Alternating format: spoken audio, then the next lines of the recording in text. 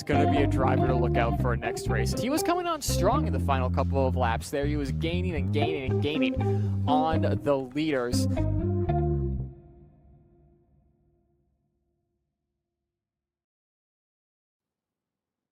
Hello and welcome back to Closed Circuit Sports. I'm Drew Goldman, and we are back for round 11 of the Indy Karting Challenge at Whiteland Raceway Park, now commonly referred to as K1 Circuit Whiteland. Racing again with New Gen Motorsport out of their garage. Really grateful as we spin the opening lap to them for all of their support since round, I think it was 4? Round 4 or 5 was my first event. No, 5 was the first doubleheader. So it was 4. Okay, round 4. They've been awesome all year. This engine has been much more healthy since they rebuilt it after Elkhart.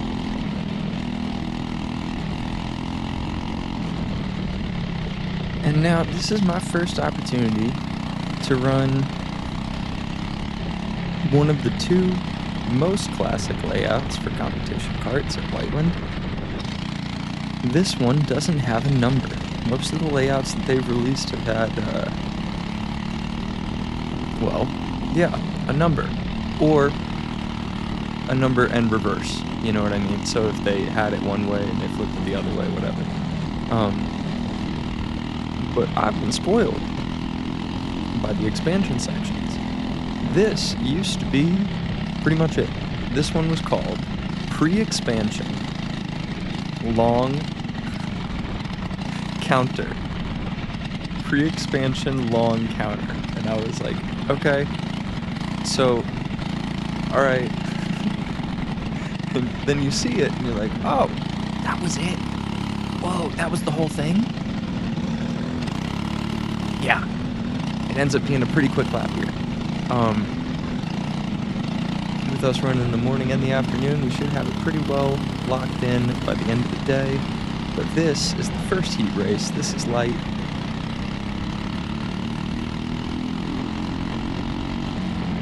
Not a ton of us on the grid today, as you saw from the timesheets for warm-up and qualifying. Qualifying results dictated the starting positions. Levi already swooped on through. He's a machine here. And on this layout especially, this was his home for a long time. This layout specifically. So he just had something that nobody else could touch today. And props to him for it. Colton Kelly hot on his heels though. Colin Harden behind. Your boy in 4th for the moment.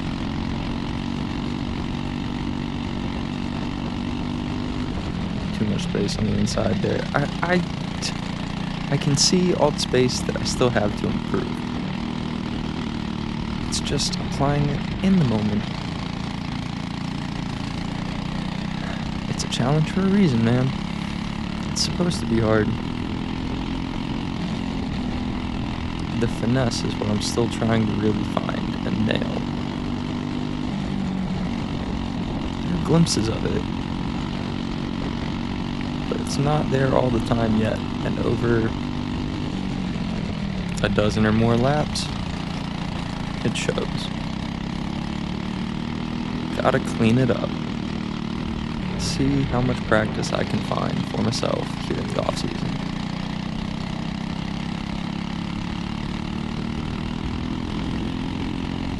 Now that it has begun. We got this one and round 12. And that's all she wrote. Pretty good standing in the points, nothing crazy. Sitting in 5th, trying to hold that in both classes, light and medium.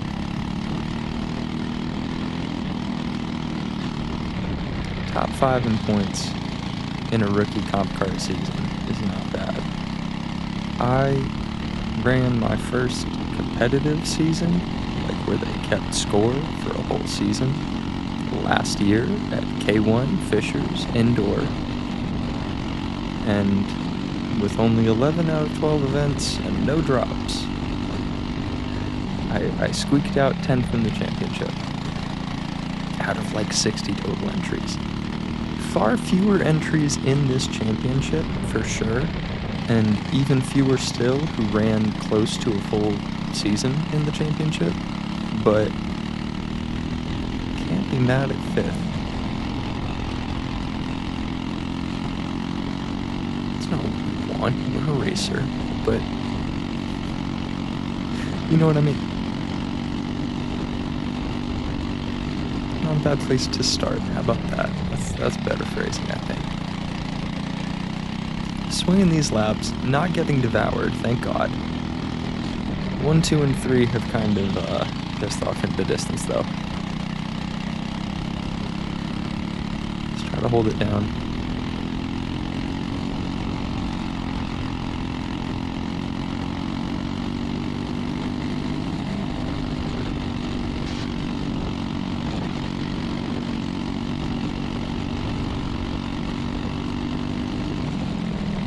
Been trying to calm down these corners as I get more familiar with them, because so many of these are recurring cross layouts. That section in particular. It's always either forwards or backwards. Not always. They actually do a very good job of mixing up the layouts. That one's in there a lot. Daytona's there a lot. The bus stop is there too often for my liking, but that's just because I like that they use the back straight when they when they put Daytona in there. Because the front straight, yes, you're wide open, but it's never like you hold it mostly straight, but you just saw it there. That was the whole thing. Before the expansion, that was the whole thing. We've seen the extended layouts in other rounds this season. They've done a very good job of having signature corners without the whole complex getting repetitive. They have enough options now, post-expansion, to really keep it interesting. It's been fun. It's been a really good place to learn about outdoor racing, especially karts, learning about the setup, learning about track conditions evolving over the course of the day, how that affects how you want to race, racing in the wet. Got my white belt in that back at Daytona last year, but got my yellow belt in it this year.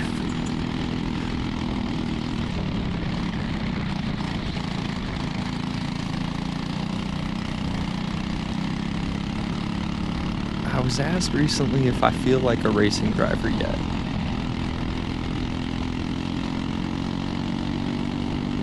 Round 7, I would have said I'm starting to. You know what I mean? Because like up until then, I felt like I was kind of doing the tourist thing. But I'm just here to look around. But by round 7, the image was becoming more clear of the level of time in the seat that you need to be competitive, and that it's not strictly a talent thing, it's time and talent, and not just practice but good practice, efficient, effective practice, getting better at that as well, getting better at learning new track layouts, getting better at adapting when we travel. It's been a lot. It's been awesome. It's been fun. Checkers for our first heat race of the day. Zipping around this little layout. 34, 33 seconds a lap. Levi going far quicker than that. We'll see on the timesheet. What he's doing here is ridiculous. But again, this is home for him. And I just moved into the neighborhood. But to the point that I was making, I don't quite feel like a visitor anymore. And I love that. I feel like I pay rent here, you know? My name ain't on the title, but it's on the lease.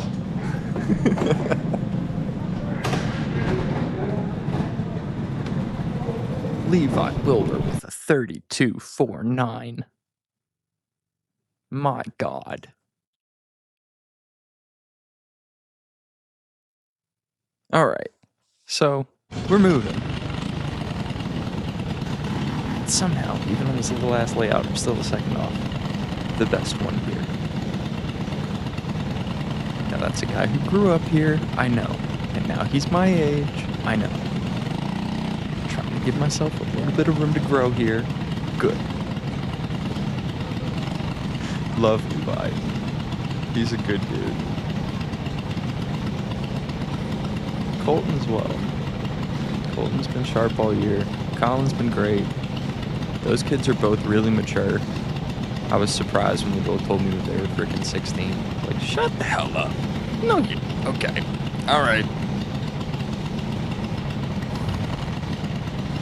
You know what I mean? Like, big...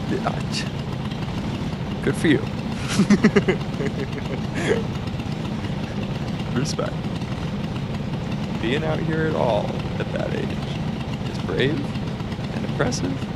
Deserves to be commended. Must be nice. Please take that the right way, both of y'all. Shoot.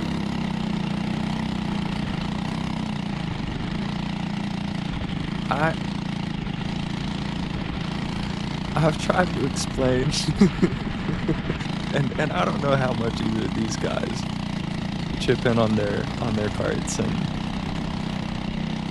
how much they might be responsible for if they were to wreck anything and what their deal is with their parents, you know. But man, I feel like I moved up from the little blackjack table to the big blackjack table. And now I'm noticing how many kids play blackjack at these tables with their parents giving them the chips. And I'm like, oh wow. Oh wow. Or I guess poker's a better way to put it, huh? I guess.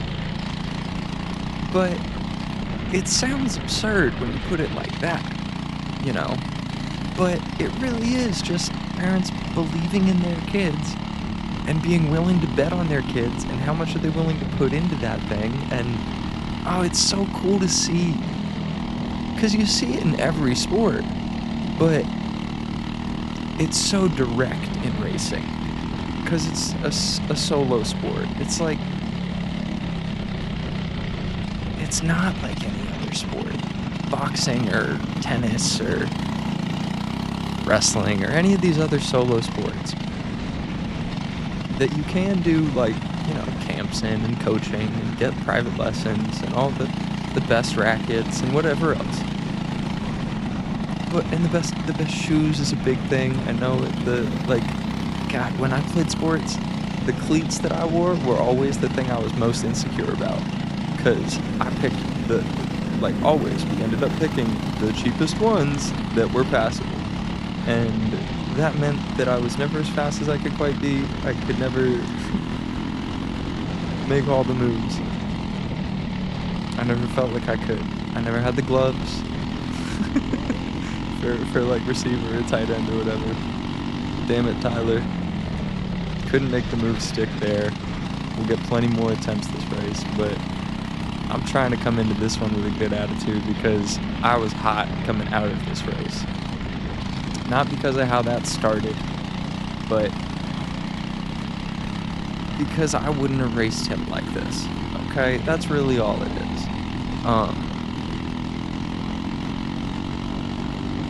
He raced me like this, so next time I'm in front, I won't just give, I guess. I typically go with the dirt bike rule, which I was taught applies to go-karts as well. If they caught you, they're faster than you. And if they make a move, you should try to stick with them. You shouldn't try to take it right back in the next corner. But okay. Alright. Chasing again. Do it again. Tyler has been a rival, an organic rival, That rival system in the video games, it happens naturally. Nobody's been keeping score, but we both have. It's not even. He has the upper hand, particularly over one lap, historically speaking. But there have been days where I have been quicker than him, both at K1 and here now. And it's been great to have somebody to battle with all year. I don't think he watches these, so I'm cool talking, acting as though he doesn't, but he's a teammate, supposedly. So I'll be nice.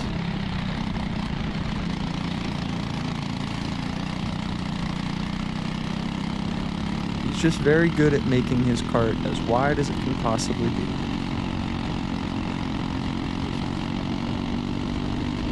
Mostly by being unpredictable, which is my problem. You'll see later on today an exemplary performance from the 24. Can't remember his name off the top of my head right now. We're going to see it later. Yes, I can. Cameron Parr. There it is.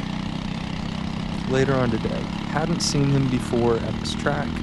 Ended up being a great dance partner for me. Ton of fun. Great time. Reason being, he was about a tenth faster than me and kept parking the car right where it needed to be, but he wasn't making mistakes. Yes, I caught up to him, then he would pull back away a little bit. He was a great rabbit for the whole course of the race. I was never trying to ask him to let me through. It was good, and we'll see it later. It was a great time. The difference between having a great time and a terrible time is about a quarter of a second a lap from the guy in front of you.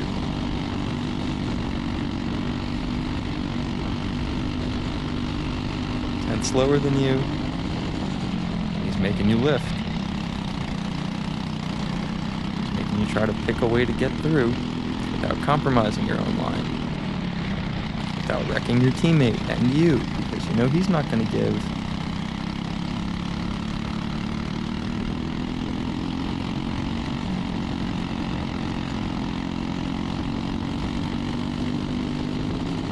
It really is fun in this tunnel. The one that Senna talked about, it's real. It's a space that all racers know, love, and wish they could live in all the time. The tunnel of, we're just racing. I'm on your ass. I'm gonna get you. No, you're not. I'm faster. No, you're not.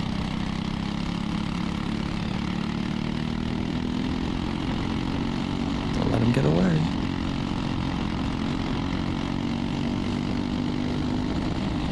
Then you get a run.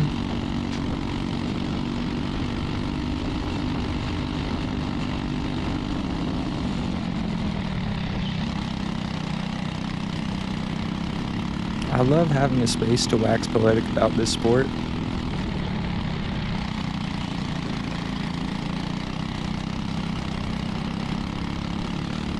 I just wish it wasn't always so personal.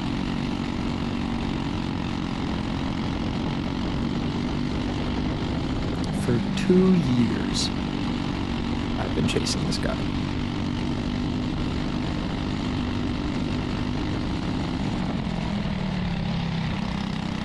I know his girlfriend's name.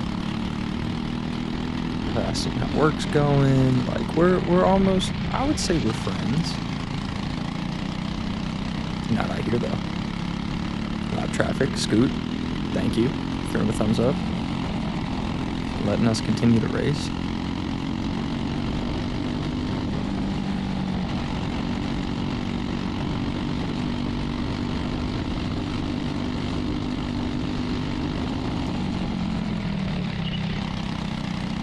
I knew he was going to come back across, so I lifted. Probably shouldn't have.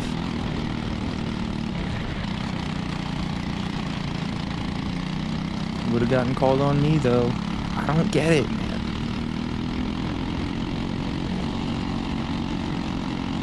I'm supposed to stick the cart fully alongside.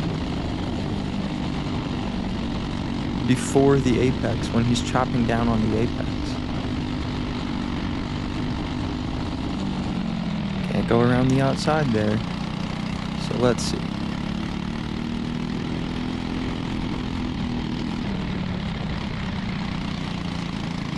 Most of my wins against him have been when he spins out.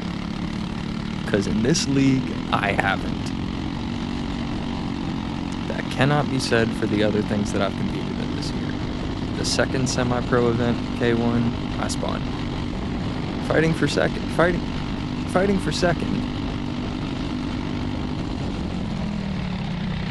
But the guy in front of me locked up and I slid wide and then I spun.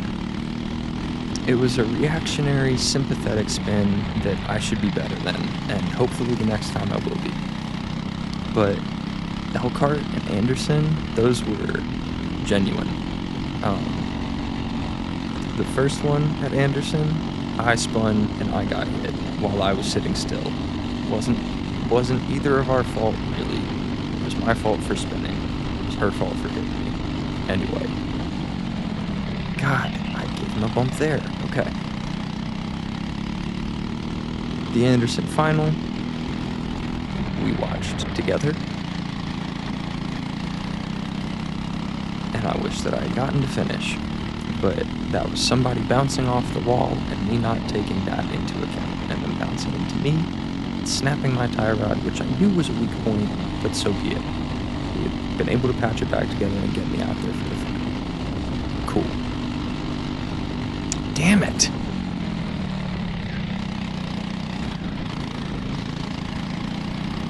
Okay, if I wasn't alongside there, what is?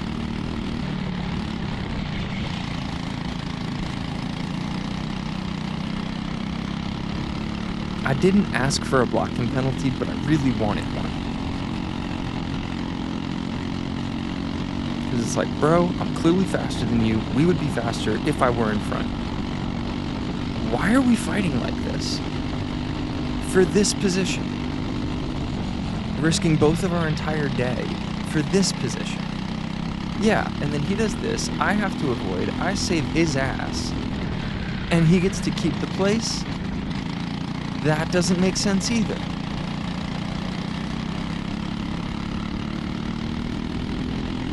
So that's 3, not 4. I should have had him. And if he were racing like a teammate, he would let me through, and we would work together, or I would pull away. Which I did manage to do on his ass in round 10, I believe. No? Whichever one was right after the big one. When he's in his own head, when he's trying to win or go home, that's when I beat him. Because he beats himself.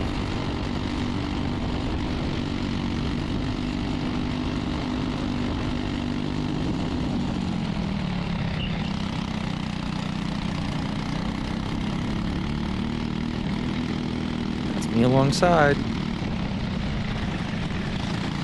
I should have been more aggressive there.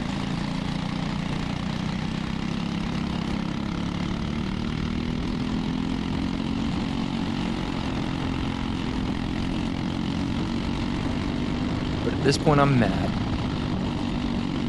Because I have proven to you this entire race that I'm at least as fast as you.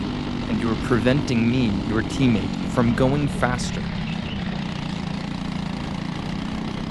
Your theoretical teammate, and you make me try to dive up the inside and anticipate your chop. Because I know it's coming, and you don't even know you're doing it.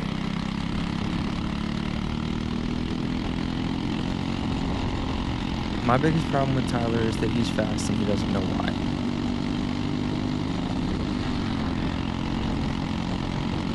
He is an example of talent that hasn't needed coaching. Not really.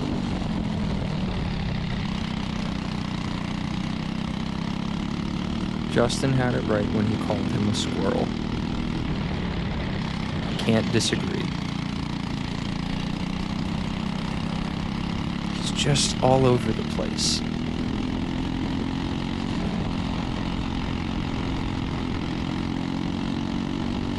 Call me boring, but I like being consistent. I'll take it.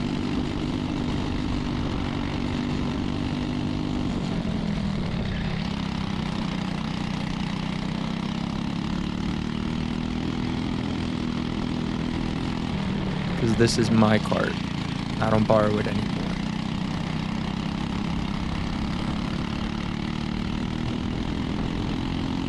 We might go back to using team carts next year, but that would be if this goes to KA.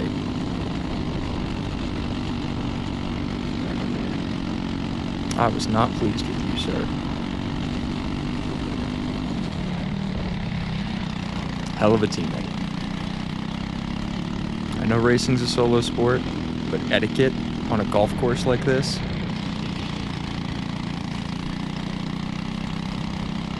If racing like a gentleman, when someone else has the better hand, give it. You might benefit yourself, dumbass. I was quicker than you while behind you. That's why I asked you for your fastest lap. You don't think I would have been quicker in front of you? You don't think you would have been quicker with me in front of you? Ridiculous. Anyway.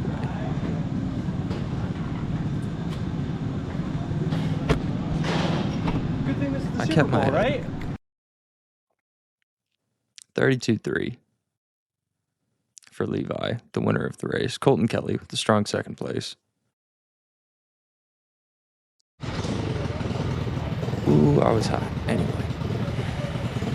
Because I'm still taking deep breaths now. That's how I know. Anyway. Colton Kelly, reappearing for the afternoon sessions. Love to see it. Not a typical afternoon runner. Levi, of course. Gavin Haltom. Troy Toney, making an appearance at a Masters. Oh, who else? Evan Corkadale, probably.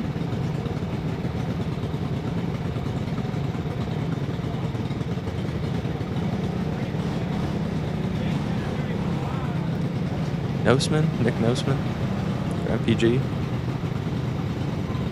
who, rumor has it, are moving to Trackhouse.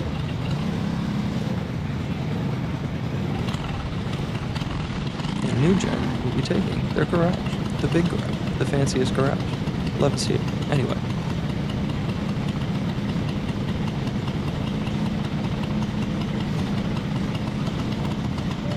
So we might be getting a slight venue upgrade for next year. Not that the New Gen garage isn't something awesome.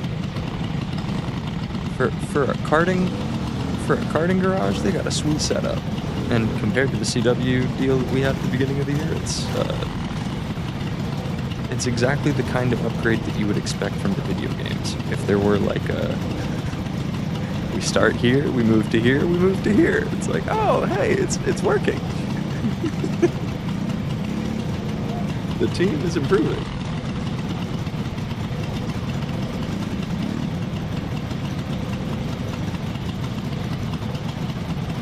If I really want to be pompous about it, I get to say that I had an arrive and drive deal with CW for one event last year before that I wanted to do to get some prep for my quote-unquote pro karting debut in the Blue Shock division of the WKA Daytona Kart Week, end of 2024. Had a blast in those 30 horsepower Blue Shock karts, and wanted to find a division where I could run a bunch all year. And the alternative to this league was Newcastle. But I felt like I would be jumping into far too big of a pond. Did not want to get out over my skis. Got a little taste of what getting out over my skis feels like when I entered into Route 66 at Whiteland, rather than running CKNA first after round 2. So I just wanted to see how deep the water was. Turns out, scary deep. We go around for another formation lap here for the medium heat race in round 11.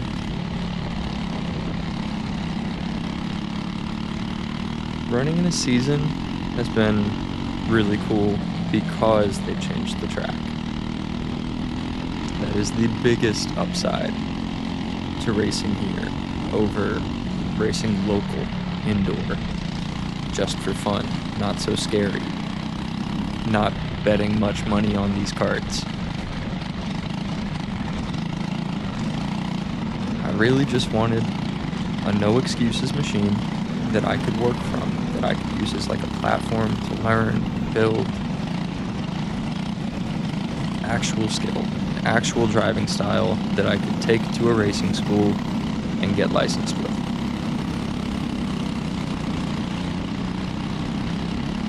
At 29 now, I know the window is closing for me to be a racer.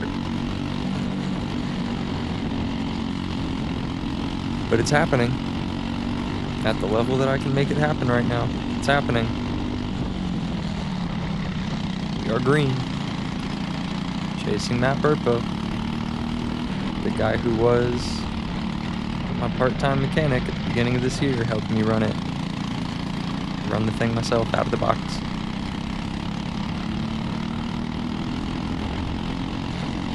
I gotta thank Steven Taylor and Matt Burpo for giving me an entry point, because while they did not have the time that I needed them to have for me to feel at home there, feel like I had a chance out on the track, rather than just feeling like I'm trying to swim against Olympic swimmers.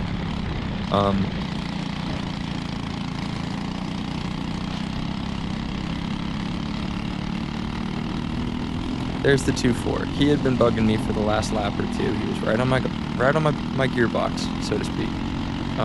We don't have one, but you know, right on my ass, right on my tail, right on my bumper. Anyway, this guy was a great rabbit because he was just consistent enough and just human enough that he was faster than me, but I was catching him at points, and then other points he was gaining, but he stayed right about there. And it was really fun chasing him, honestly, because I couldn't freaking catch him. Honestly, alright? So, that's the difference, Tyler. I caught you about half a dozen times. Anyway,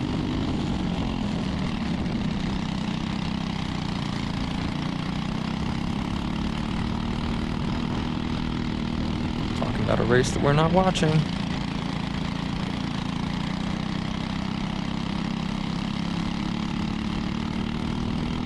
Swinging down through turn 1, into turn 2, through the bus stop, into Daytona, into the south hairpin, bending back in toward the center hairpin, back up the hill, and down it to complete lap with the classic layout and throw down our fastest of the day so far, 33.8. I believe that is the fastest of the day. You can go back and double check me. I'm not going to pause the recording for it.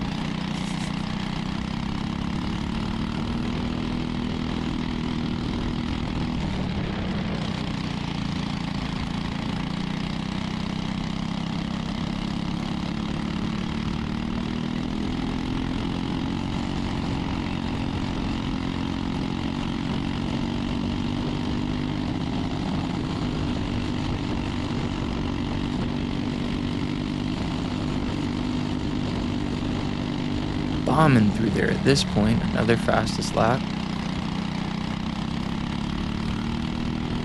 Deep in the race for fastest laps to be still taken in.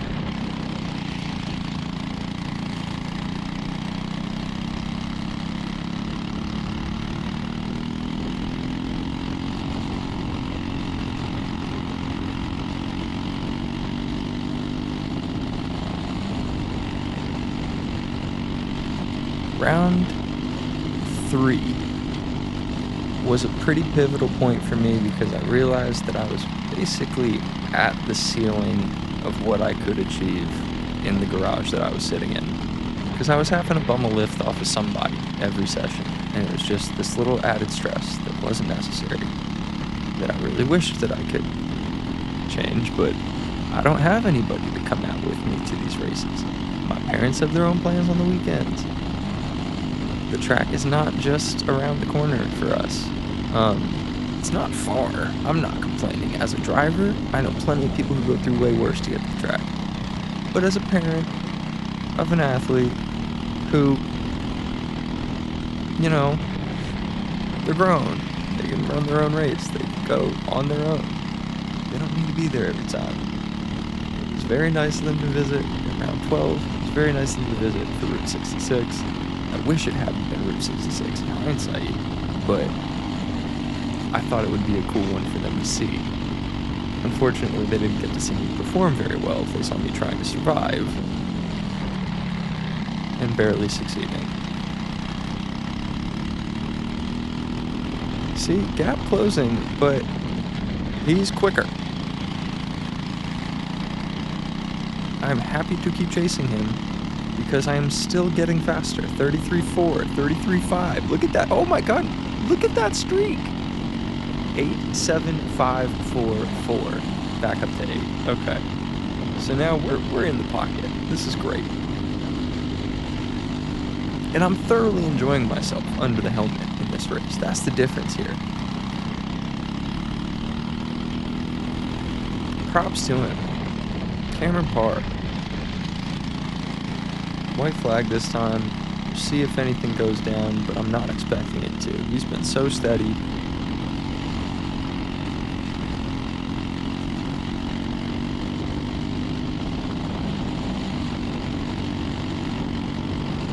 I've been tempted a couple of times, but the door hasn't properly been opened at any real point here. It's not like I felt like I had a chance and I lost it. I feel like I got beat in this one, and not in a bad way, in a golf way. I've been getting better at looking at it like this, where, yes, you want to be the best. No, you can't force it. You have to do your best, what you have that day. Run your race, whether that's a rental cart and you're like, oh, this one sucks. All right, get the best you can with what you have. That's the name of the game. Over a season, the best person will emerge. And if it's not you, it just means that there's room to grow. And if it is you, boy, keep it up. Corkadale throws down the fastest lap of the day at 32.3.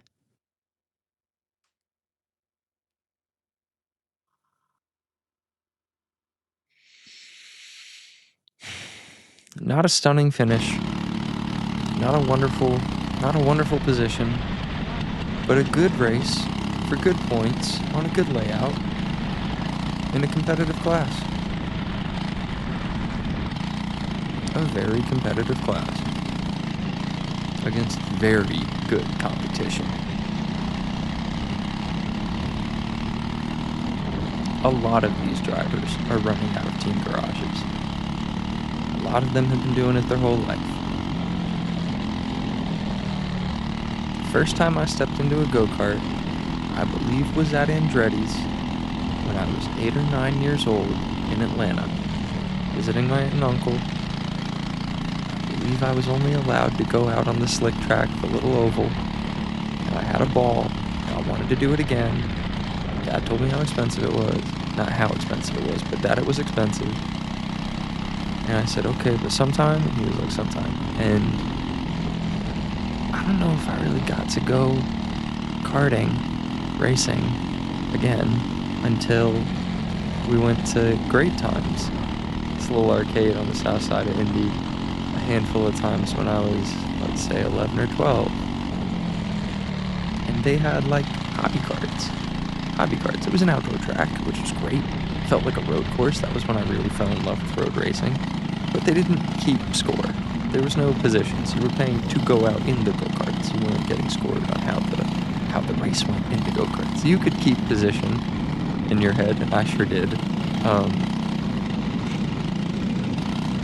But the next time that we went to Andretti's, and I was actually 15 and able to race on the big track in the street karts,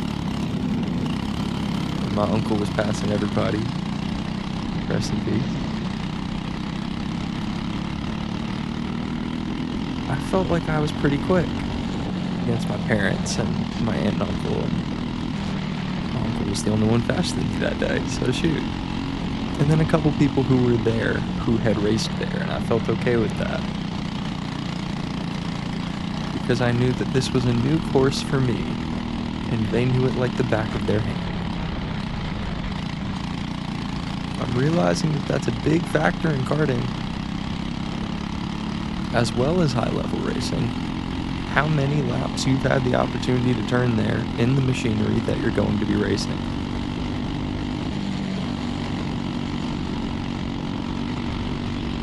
That's why testing the weekend before got banned some time ago. In F1 and NASCAR and a lot of these things. They don't let you practice there the week before. Practices are as scheduled as everything else, and that's to keep it fair.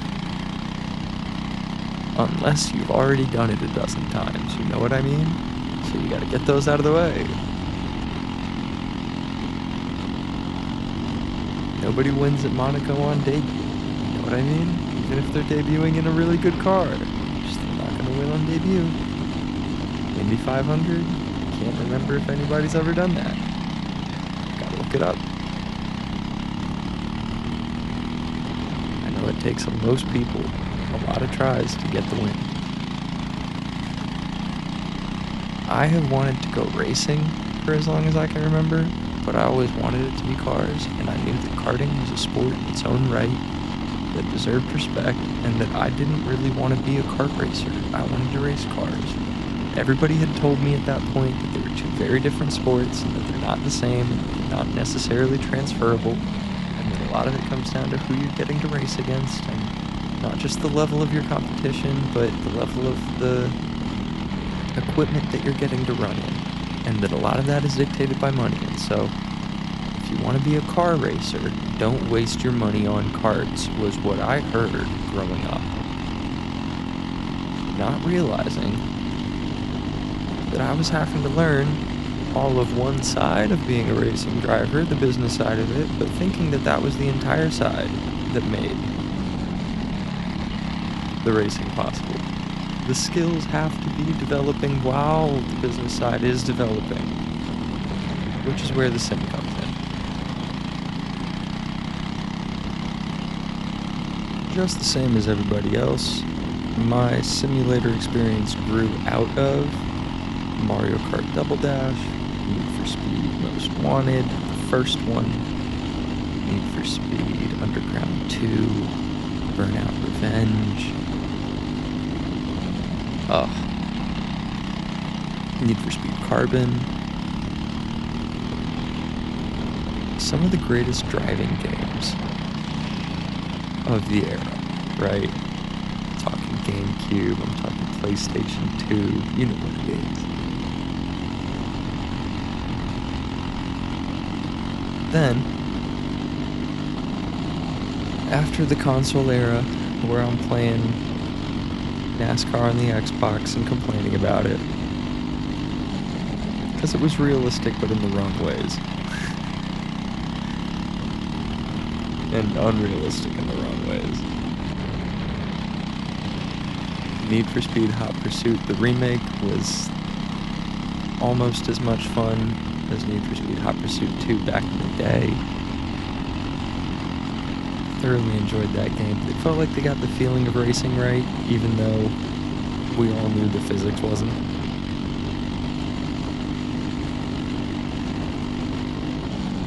The feeling felt right, though. The tone. The flow. And man, I really wanted it, and I started learning about road racing through YouTube, and asking the right questions of Google, of course.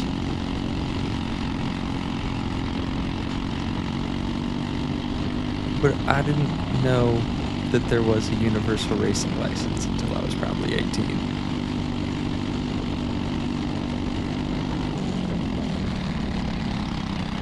I didn't really know what qualified anybody to be a racing driver, besides experience. And I didn't know how you got experience before getting into cars. Didn't understand that this was the missing link. So, the racing thing turned into a dream and a favorite kind of video game. And something I was always trying to learn about because I was like mystified by it. Like, this is a real thing that really happens in the world, but how? How could this possibly... How are there this many people who were able to do this?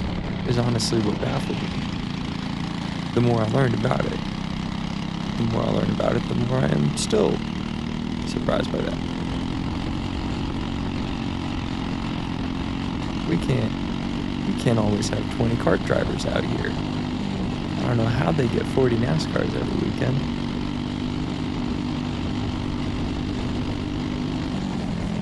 Anyway,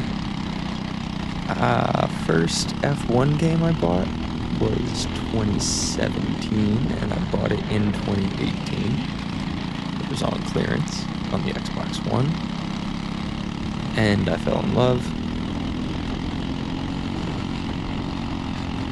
The flow, the feeling of being right on the edge, not being able to make a mistake. It was like simulated pressure, and it took my mind off of everything else that was going on.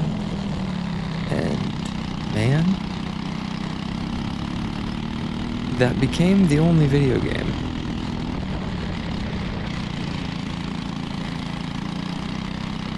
So much so that I really wanted to figure out the money side of the thing, so I ended up selling the Xbox to try and rebuild the PC so I could get a sim. I could build a sim, not get one, build one. As we still chase 24 Cameron Parr, lap traffic led us through very nicely, we give them a thumbs up.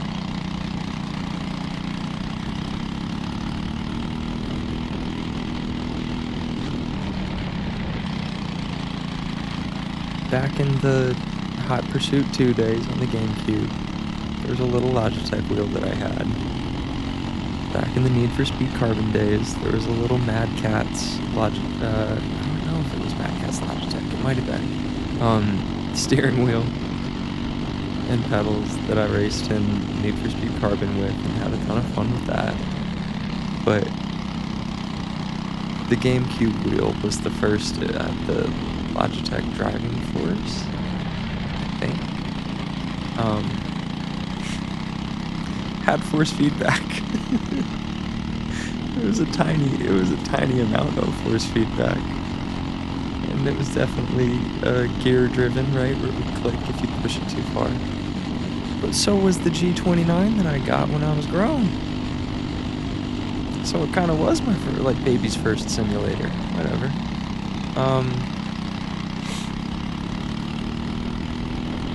Loved that wheel. Loved the whole progression that I got to have through karts and cars. I just wish it happened sooner. Wish it happened faster. It's nice that they got to be just super innocent memories, though. There was no real competition in it. I just knew that Nick was faster than me. I didn't know why. I was still trying to get better. You just saw it differently, I guess. But that was in Burnout and Need for Speed.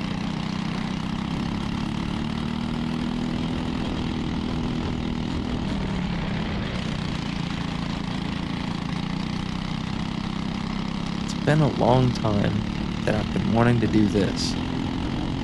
Go racing in real life with a scorecard and even cards and a scary track.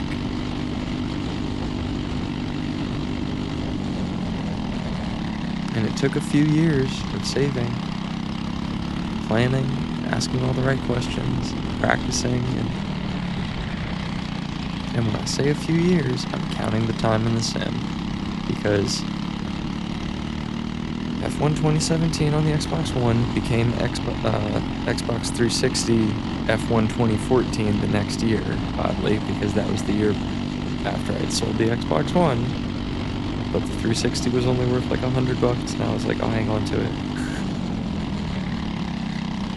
So we ended up playing 14 the next year. Still a fan, still learning, still trying to figure out how to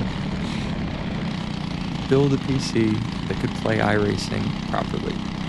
And what I was really thinking about at that point was VR iRacing, VR sim racing, as a hobby. I had watched some Jimmy Broadbent during the pandemic and decided that was what I wanted. Got the PC built, got the Logitech G29, got into iRacing, realized I sucked. And that was really annoying, I'll say. Kind of gutting. I thought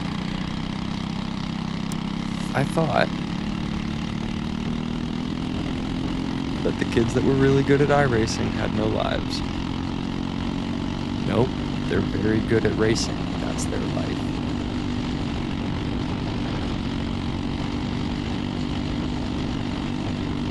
If you're over 3K iRating and you haven't set foot in a car, you gotta talk to a financial advisor or something, my guy. Because you're wasting daylight.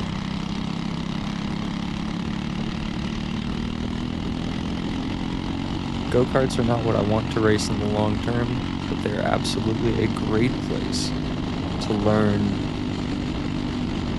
all of the early lessons that you imagine you would learn in racing. All the little nightmares that you can probably avoid, you want to get those out of your way early, before you're at the big poker table.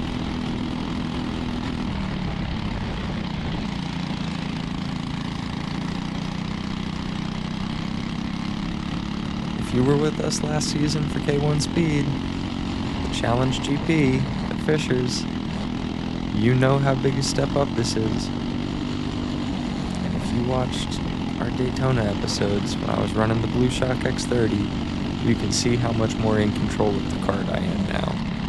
How much less timid I'm having to be.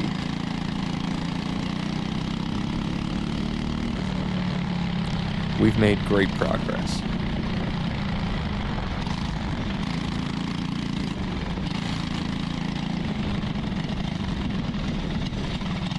I'll tell you what the final form of the sim is later, but I'm sure you can imagine if it led all the way to a Burrell RY30 at Whiteland Raceway Park, it grew into something I couldn't quite control. Great race to Cameron Parr.